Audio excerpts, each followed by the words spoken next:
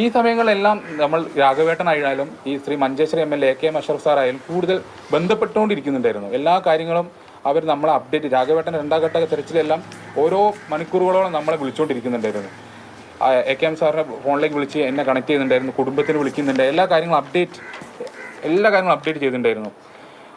അപ്പോഴാണ് പിന്നെ A K എമ്മിനെ ഈ വിവരം ഞാൻ ധരിപ്പിക്കുന്നത് 1 കോടി രൂപയിലേക്ക് ചിലവ് മാറുമെന്ന് പറഞ്ഞപ്പോൾ അപ്പം പിന്നെ രാഘവേട്ടനായിട്ട് സംസാരിക്കുകയും പിന്നെ അടുത്ത ദിവസങ്ങളിൽ ഞങ്ങൾ ശ്രമിച്ചിരുന്നത് ശ്രീ സിദ്ധരാമയ്യ കണ്ട് ഞങ്ങളുടെ ആവശ്യം പിന്നെ അറിയിക്കുക എന്ന ഒരു ലക്ഷ്യമായിരുന്നു പിന്നെ ഞങ്ങൾക്കുണ്ടായിരുന്നത്.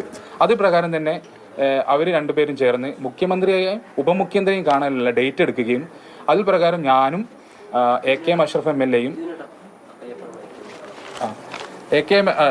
എൽ എയും രാഘവേട്ടനും കൂടി ബാംഗ്ലൂരിലെത്തിയതിനു ശേഷം ശ്രീ സിദ്ധരാമയ്യ കണ്ടു.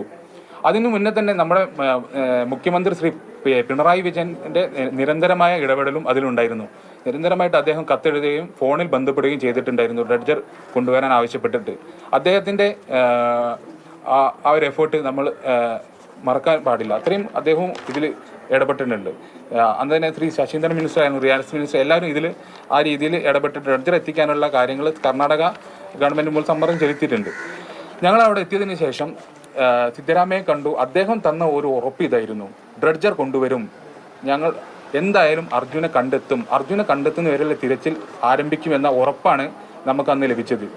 അതുപ്രകാരം അന്ന് രാത്രി തന്നെ കാർവാർ എം എൽ എ ഞങ്ങളെ വിളിക്കുകയും ഡ്രഡ്ജർ കിട്ടാനുള്ള അനുമതി ലഭിച്ചു, നിങ്ങൾ ധൈര്യമായി നിന്നോളൂ, ഡ്രഡ്ജർ എന്തായാലും എത്തി, അതിനുള്ള നടപടി തുടങ്ങിക്കഴിഞ്ഞു എന്ന് Karwar M L A Shri Satish M L A രാഘവേട്ടൻ്റെ ഫോണിലേക്ക് ഞാൻ ഇരിക്കുമ്പോഴാണ് വിളിച്ച് ഈ കാര്യങ്ങളെല്ലാം പറഞ്ഞത്.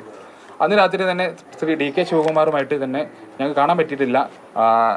രാഘവേട്ടൻ ഫോണിൽ സംസാരിക്കുകയും ഇതേ കാര്യം ആവശ്യം എന്തായാലും ഡ്രഡ്ജർ കൊണ്ടുവരുമെന്നുള്ള ഉറപ്പും ലഭിച്ചു. മഞ്ചേശ്വരം എം എൽ എ അന്ന് അവിടെ തുടരുകയും പിറ്റേ ദിവസം ഡി കെ ശിവകുമാറിനെ കണ്ട് ഈ ആവശ്യം നേരിൽ കണ്ട് പിന്നെയും ബോധിപ്പിച്ചതിന് ശേഷമാണ് അവിടെ നിന്ന് മടങ്ങിയത്.